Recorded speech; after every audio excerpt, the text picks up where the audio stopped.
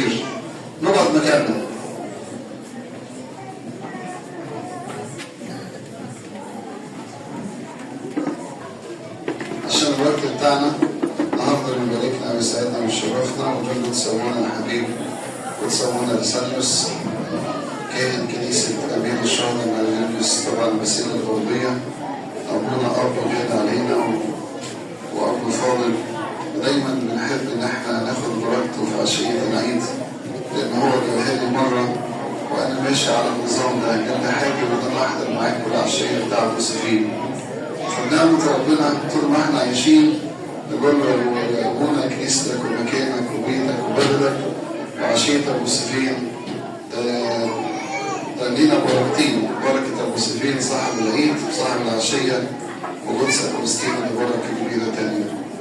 ربنا يدوم كهنوتك ويدوم محبتك. لكن ممكن أحكي موقف صغير واحد عشان الوقت، عشان في ناس بتزعل على التأخير وفي ناس طبعا ضيوف جايين من بره البلد. واحدة ست كانت سافرت مع زوجها بره إيطاليا وقعدت فترة وهناك تعبت، فدخلت المستشفى. فهي ما كانش بتعرف تتكلم إيطالي لأنه لسه على جديها يعني في اللغة. وبعدين قالت لجوزها إيه؟ خليك معايا في المستشفى ما تسيبنيش. أنا ما أعرفش أتكلم إيطالي ولا حواليا ما حدش فاهم حد، لا أنا فاهميهم ولا هم فاهميني. فطبعا المستشفى لها نظام إن في ميعاد للزيارة وبعد كده يروح، مش زي عندنا مثلا في مصر، فما سمحوش إن في مرافق ليها. فاضطر إن هو يمشي غصب عنه يروح السكن بتاعه، سابها وحدها فين؟ في المستشفى. فبتقول له انت هتسيبني؟ طب انا ابو سفين معايا ومش هيسيبني، هو شافعها وحبيبها ودايما بتتشفع بيه ولها مواقف كتير معاه. فجوزها بص لها كده بهزار وقال لها ايه؟ ابو سفين لو جاي لك هتخافي. هزار وضحك كده. فالمهم روح وهي وحديها في الاوضه، والساعه 9 بالليل الترجة الممر كله بتاع المستشفى طفي النور والأوض كلها قطع النور فيها. تخيلوا ان الواحدة وحديها في بلد غريبة في مستشفى وتعبانة وغير قادرة على الحركة، ما معاش حد والنور قطع. وكانوا عاملين حفلة في المستشفى لحد مهم معاهم في المستشفى، ربما مدير المستشفى أو ما إلى ذلك يعني، في الدور الأرضي وهي في دور من الأدوار العليا. فما حدش سأل ولا حد يشغل بيها، مش يومك النهارده يعني. فجدت ان الخوف دخلني والرعب دخلني، فابتديت انادي على مين؟ على الشهيد ابو سفين، واقول له انت شفيعي وجوزي سابني ومشي بس غصب عنه عشان ظروف المستشفى، وانا ماليش حد، وانا في بلد غريبه حتى اللي حواليا لا فاهماهم ولا فاهميني، والنور قطع، فانا مرعوبه وخايفه. فانت هتسيبني؟ اكيد مش هتسيبني، انا ماسكه في ربنا وشفاعتك وصلواتك. كلام عادي وبسيط ممكن اي حد فينا يفكر يقوله. فجاه سمعت صوت، الصوت بيقول لها ايه؟ جوزك قال لي ان لو جالك ابو سفين هتخافي وتتخضي، بس صوت مرعب، صوت مرعب. والصوت ده كان مين؟ صوت عدو الخير عايز يرعبها اكتر. فهي سمعت الصوت خافت اكتر. فالمهم حست بقى ايه؟ ان وجعه في فخ من الشيطان، واستغل الضلمه واستغل الخوف واستغل الوحده وابتدي يلعبها اكتر. فابتدت تنادي اكتر بصوت عالي على مين؟ الشهيد ابو سفين، الحاجني ابو سفين وانجدني يا ابو سفين، وانا ماليش غير ربنا بشفاعتك، انت شفيعي وانت حبيبي وانت عملت لي دايما معايا. فجاه لقت المكان ابتدي فيه نور منور، بس قبل النور ما ينور لقت حد جاي من بعيد راكب حصان وعمال يرمح، صوت رجلين الحصان بيخبط في الارض في الممر بتاع الترجة بتاع ايه؟ بتاع المستشفى، طويل كده جاي من بعيد عمال يرمح يرمح يرمح. سمع صوت الحصان، هي مش شايفه حد. المهم كل ما راح يجرب منها، وفجأة سمعت صوت سيفين بيخبطوا في بعض وكأن اتنين بيحاربوا بعض.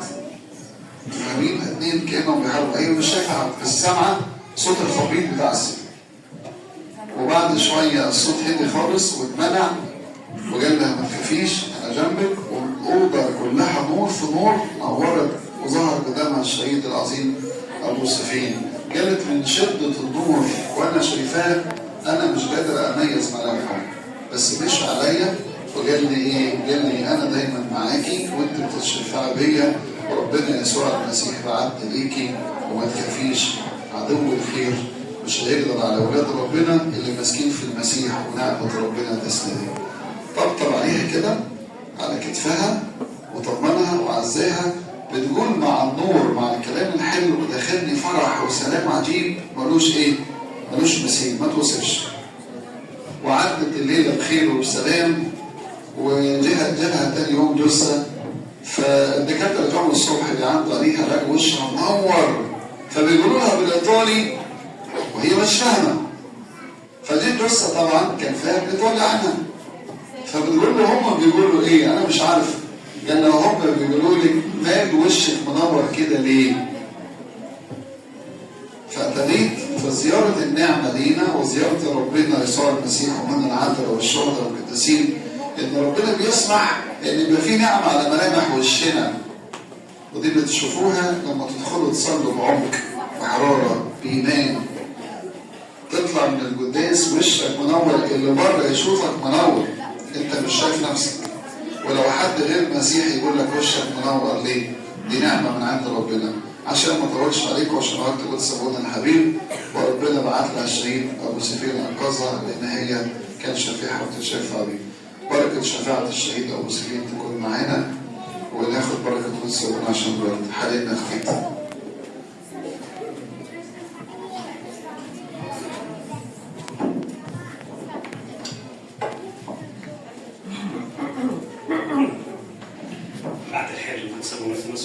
بسم الله والابن والروح القدس الوحدانيين. تحل علينا نعمة وبركته. كل سنة حضراتكم طيبين. بمناسبة عشية أبو سفيان، بركة وشفاعة القديس العظيم أبو سفيان تشملنا كلنا. ما نستاهلش إن احنا نكون موجودين، لكن من محبة الله وحنانه علينا واهتمامه بينا ادانا الفرصة الحلوة الجميلة إن احنا نكون موجودين في الكنيسة النهارده. أشكر محبة سمونا سباسيوس اللي دايما يعني بيغمرنا بمحبته، وكل سنه كمان حضراتكم طيبين. ربنا يدينا نعمه نتقابل مع بعضينا. هقرا 3 نصوص من سفر المزامير، وعايز استاذن حضراتكم بعد ما اخلص كلامي نستنتج مع بعضينا يا ترى ايه احنا عايزين نتكلم عن ايه. فركزوا معايا في 3 نصوص اللي هنقراها عشان نستنتج احنا عايزين نتكلم عنه. اول نص هنقراه من سفر المزامير في مزمور 42. كما يشتاق الأيل إلى جداول المياه هكذا تشتاق نفسي إليك يا الله.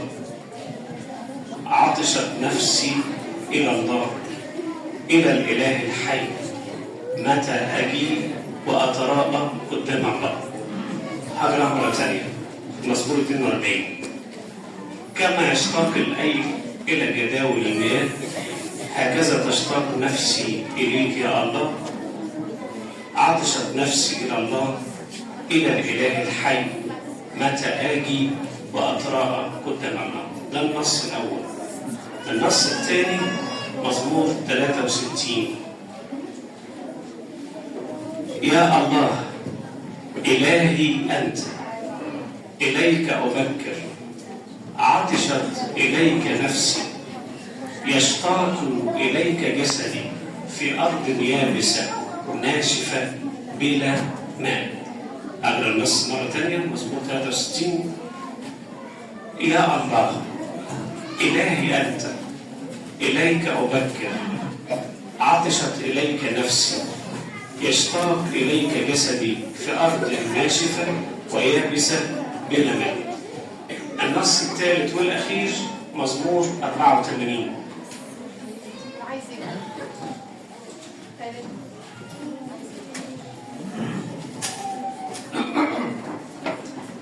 ما أحلى مساكنك يا رب الجنود، تشتاق بل تطوق نفسي إلى ديار الرب.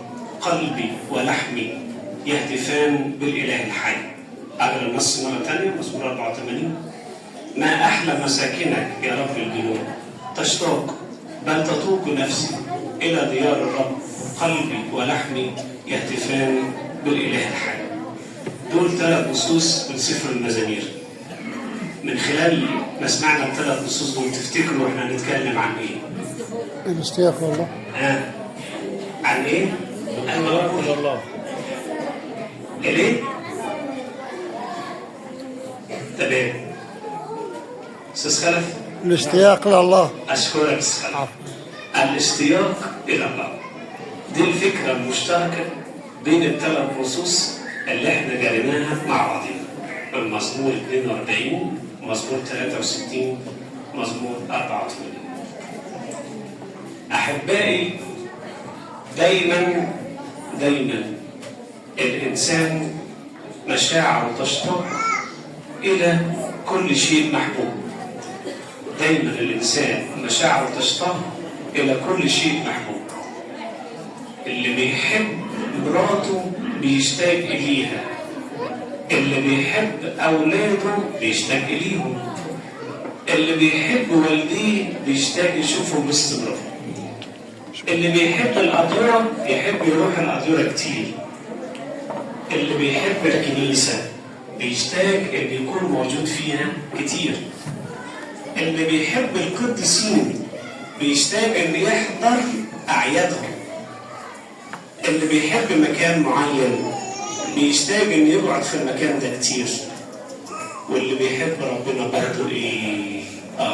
يشتاق له اشتياق ماليش وصف. داود النبي بيحب ربنا قوي لدرجة ما تتوصفش، فعبر عن محبته لربنا وقال له كده في السفر في المزمور 42: كما يشتاق الأيل إلى جداول المياه هكذا تشتاق نفسي إليك يا الله. نحاول نوضح الموقف شوية. الأيل حيوان بيعيش في البرية، في عداوة بينه وبين التعابين، فالأيل يحب دايما لما يشوف تعبان يضربه بالحوافر بتاع رجليه علشان يموته، والتعبان لما يشوف الأيل يحب يجرس فيه، في عداوة بينهم. فتأثير التعبان لما يجرس الأيل ويدخل السم جوه جسم الأيل، جسم التعبان يعني، يشعر الأيل بنوع من الضعف وبنوع من الإحساس بجفاف الجسم وجفاف الحلق، يبقى حلقه عامل زي الحجر. فما لحقش نفسه اللي هو الأيل ده بعد ما يتجرس من التعبان، إن ما لحقش نفسه وعمل إيه؟ وشرب مية يموت. فبالتالي لابد إن الأيل بمجرد ما يتجرس يعمل ايه وهو بيدور على الميه؟ يمشي ببطء ولا يسرع؟ يسرع، يجري بيدور على ايه؟ علشان ما يموتش بيدور على مين؟ على الميه. اول ما يلاقي الميه يشرب منها كميات كتيره علشان يقدر ينقذ نفسه وما يموتش. فداود النبي فهم الفكره دي، فقال له: يا رب، عارف زي ما الأيل بيدور على المية ويبقى مشتاق ليها علشان ما يموتش، وأول ما لاقيه يفضل يشرب ويرتوي منها علشان ما يموتش، هو ده يا رب بالظبط إحساسي من ناحيتك. أنا إحساسي من ناحيتك يا رب إن كل ما أتعب مش هلاقي الراحة إلا معاك، وكل ما الشيطان يحاربني مش هلاقي الراحة إلا معاك. وعلى فكرة يا رب، وأنا بدور عليك باشتياق، وانا عايز اتعامل معاك، انا ببقى ملهوف طالع اجري عشان عايز اشوفك. عشان كده بيقول له: عطشت نفسي الى الله، الى الاله الحي، متى اجيء واتراءى قدام الله. انا مشتاق لك. يعني مثال بسيط جدا، تعالوا نتخيل موقف في حياه داود النبي. داود ده كان شغلانته ايه؟ كان ايه شغلانته؟ ملك، يعني مسؤوليات الدولة كلها محطوطة فوق دماغه، لأن دي أمانة. فليكن مثلا داود النبي في إحدى الأيام قاعد على كرسي العرش، والوزراء متجمعين حواليه، والناس المسؤولين في الدولة متجمعين حواليه، ويقولوا له: يا جناب الملك، إحنا عندنا مشاكل في الدولة، وعندنا جيران عايزة تحاربنا، فلو سمحت عايزين نحط خطة علشان نضمن سلامة البلد. فداود يقول لهم: تمام، تعالوا نتكلم مع بعضينا، تعالوا نشاور بعضينا. وداود بينه وبين نفسه يقول ايه؟ امتى والحوار مع المسؤولين يخلص، وامتى مسؤولياتي في الحكم اقدر انجز واخلص فيها بسرعه، عشان انا عايز اعمل ايه؟ مين يقول لي؟ عايز اخلص وانفرد شويه مع مين؟ مع ربنا. نفسي ادخل اوضه واقفل على نفسي باب واعيط. مش بيقول كده: بللت فراشي ايه؟ بدموعي. 7 مرات في اليوم سبحتك على ايه؟ على احكام عدلك. قال: اما انا فايه؟ فصلاه. اما انا في صلاه. فيجي يتكلم باهتمام عن مسؤوليات الحكم، عن المسؤولين. ويتكلم باهتمام مع الوزراء وبيتكلم بتركيز ومن جواه عمال يقول ايه؟ يا رب اقدر اخلص بسرعه، يا رب اقدر اخلص بسرعه، مش علشان هو متضايق من المسؤوليه اللي ربنا مديها له، لا، عشان هو مشتاق لمين؟ وهو عارف ان الاشتياق ده مش هيعرف يحججه وهو قاعد في الشغل او في الاسف يعني في مهام المسؤوليه او المملكه بتاعته، لكن الاشتياق ده هيعرف يحججه بشكل قوي جدا لما يعرف يدخل اوضه ويقفل على نفسه ايه؟ باب. وده اللي قال السيد المسيح كده. اما انت فمتى صليت فاعمل ايه؟ ادخل الى مقطعك واغلق بابك وصلي الى ابوك الذي في الخفاء وابوك الذي في الخفاء وجازيك ايه؟ علانية. مشتاق جدا لدرجه ان قال يا رب ده انا لو ما صليتش احس اني هموت. لو ما اتكلمتش معاك تبقى خلاص كده مش حاسس بالدنيا بطعم وحاسس ان كل حاجه ملهاش اي معنى. لو ما اتكلمتش معاك زي القيل لو ما لحقش نفسه وشرب الميه يموت. انا مشتاق لك جدا جدا يا رب. اشتياق عبرت عنه الكنيسه في حاجات كتيره جدا. الكنيسه خدت من تعليم الله هنا في الكتاب المقدس وعلمتنا. يعني مثال بسيط جدا، لما نيجي نسبح تسبيحة نصف الليل، أول قطعة في تسبيحة نصف الليل اسمها إيه؟ تنسيم. تعالى كده نقول كام كلمة من التنسيم. قوموا يا بني النور لنسبح ربي لكي ينعم علينا بنا نفوسنا عندما نقف أمامك جسديا انزع منه كنا نومي غفلة. أعطينا يا ربي يا نظر لكي نفهم كلا نقف أمامك وقت الصلاة ونرسل لك إلى أنت نجيد الله ونفوز بمفرح خطايانا الكثيرة المجد لك يا محب الله. شوف بقى، قوم صلي، قوم سبح، انفض من عن عينيك النعس. عشان كده داود النبي جه في المزمور رقم 63 وقال ايه يا حبايبي؟ قال يا الله إلهي أنت إليك أعمل إيه؟ أبكر. يعني إيه أبكر؟ يعني أروح لك متأخر ولا أروح لك بدري؟ أروح لك بدري خالص. أروح لك بدري. ما أنا علشان مشتاق لك بحب أتكلم معاك أنت أول واحد. علشان مشتاق لك أحب أتعامل معاك أنت قبل ما أتعامل مع أي حاجة تانية في الدنيا. وعلى فكرة أبائنا القديسين اللي لهم علاقة حلوة بربنا، اللي فاهمين طبيعة العشرة الحلوة مع ربنا تكون ازاي، يحبوا دايما يصحوا بدري علشان يصلوا. وأول صلاة في الإشبية اسمها إيه؟ باكر. يعني تتصلى إمتى؟ الصبح. إمتى؟ بدري. أصل باكر جابتنا الكنيسة تذكار لقيامة ربنا يسوع المسيح من بين الأموات. طب المسيح جاب إمتى؟ في الفجر، مش كده؟ يعني ما جامش متأخر، جام في الفجر. فاللي عايز يستمتع بالعشرة مع ربنا يصحى بدري علشان يعمل ايه؟ أول حاجة في يومه يصلي. أول حاجة يتكلم مع ربنا. اشمعنى أول حاجة يتكلم مع ربنا؟ أصل في فرق بين واحد يصحى بدري وأول حاجة يعملها ياخد البهيم ويمشي على الطين. حلو ولا وحش؟ حلو، بس كان المفروض قبل ما ياخد البهايم ويمشي. ده حلو الفلاح اللي يصحى بدري على فكره. كان حتى على الاقل 10 دقايق قبل ما يطلع بره بيته يشرب الصليب ويبقى فيه يصلي علشان ياخد نعمه وياخد بركه. وبعد ما يخلص الصلاه الخاصه دي مع بيته او في بيته ياخد البهايم ويطلع بالسلام. او ست البيت. ان احنا عارفين طبعا ان في الارياف بالذات تقريبا يعني اغلبيه الستات تحب الصحيان بدري. ليه؟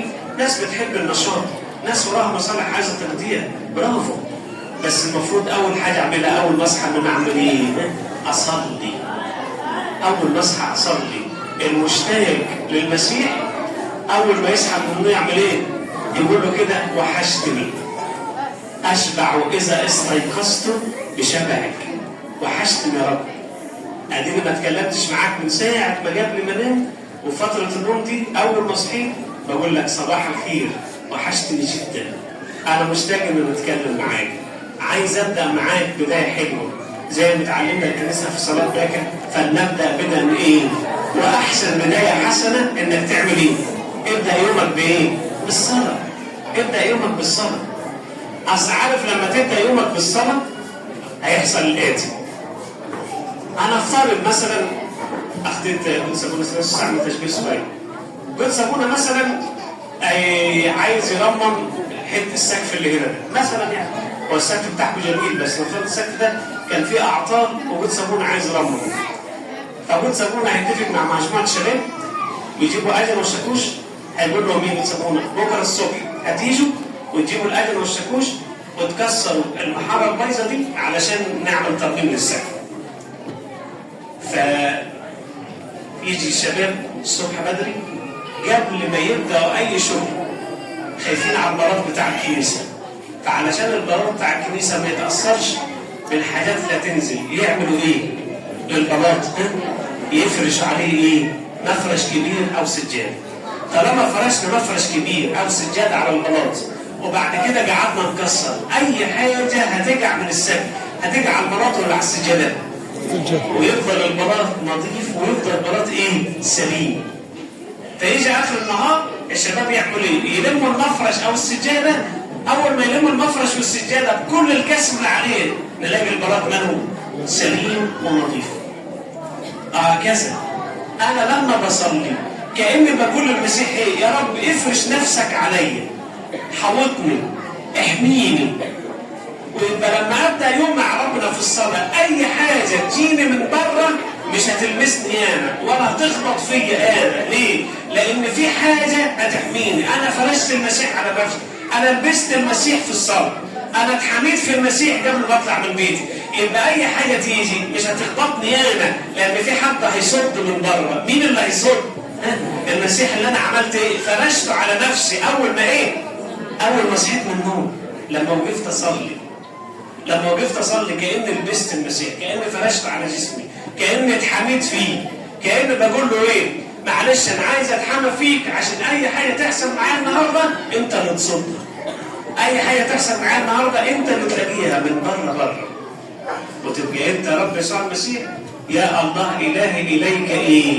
ابكر. يا الله الهي اليك ابكر. طيب نقول ترنيمه من ترنيمنا التراثيه اللي بتعبر عن مدى حبنا واشتياقنا للمسيح. أنا جيت سلمتك قلبي يا اللي غفرت ذنبي. أنا جيت سلمتك قلبي يا اللي غفرت ذنبي. مع الهموم بتزول أفرح وياك على طول. مع الهموم بتزول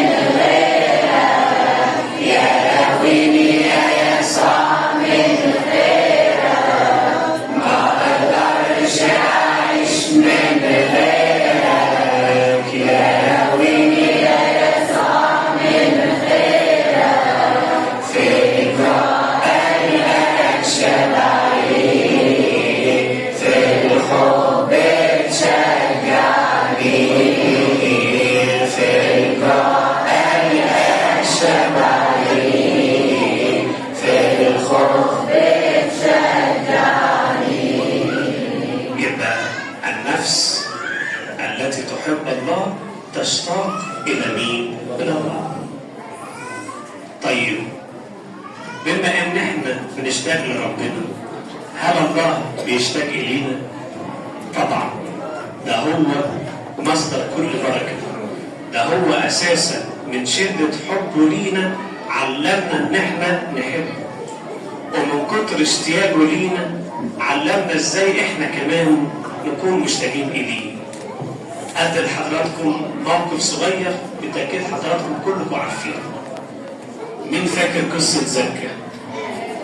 فاكرين قصة زكا؟ أيوة. الرب يسوع المسيح وقف تحت الشجرة وبص لزكا وقال له جملة مشهورة لو حافظين هقولوها معايا. قال له يمين، أصل هو اسمه إيه؟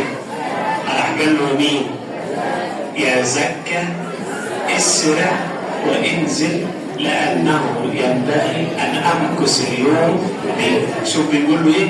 يا زكا اعمل إيه؟ اسرع واعمل إيه؟ وتعالى لأنه ينبغي أن أمكث اليوم فين؟ لما يقول له يا زكا يعني أنا عارفك باسمك، أصل من كتر ما أنا بحبك ومن كتر ما أنت غالي عليا أنت مش تايه عن بالي يا زكا، أنا عارفك وبالأمارة أنت اسمك زكا، ولأنه مشتاق إليك بقول لك تعال على مهلك ولا بقول لك اسرع؟ أصلا أنا عشان مشتاق لك فبقول لك إيه؟ اسرع. فلما الرب يسوع يقول له زكا اسرع يا زكا، يبقى الرب يسوع مشتاق ولا مش مشتاق؟ مشتاق جدا لزكا. فبيقول له زكا اسرع انزل. وعلى فكرة أنا مش بس عايز أسلم عليك وأقول لك فرصة سعيدة، ده أنا عايز أقول لك إنه ينبغي أن أعمل إيه؟ أن أمكث اليوم فين؟ يعني عايز أعيش معاك وتعيش معايا، عايز اللي بيني وبينك يا زكا يكونوا عشرة كبيرة. ربنا مشتاق لكل نفس. على فكرة يحج ليا إن أنا أشيل كلمة زكا وأحط اسمي، وإنت يحج ليك إنك تشيل كلمة زكا وتحط اسمك، وإنت كمان يحج ليكي شيلي كلمة زكا وحط اسمك. لو انت مثلا اسمك مينا فقول كده يا مينا، المسيح بيقول لك يا مينا اسرع وانزل ينبغي ان امكث اليوم في بيتك. لو انت اسمك مريم المسيح بيقول لك يا مريم اسرع وتعالي لانها ينبغي ان امكث في بيتك. ربنا مشتاق الينا جدا جدا جدا جدا.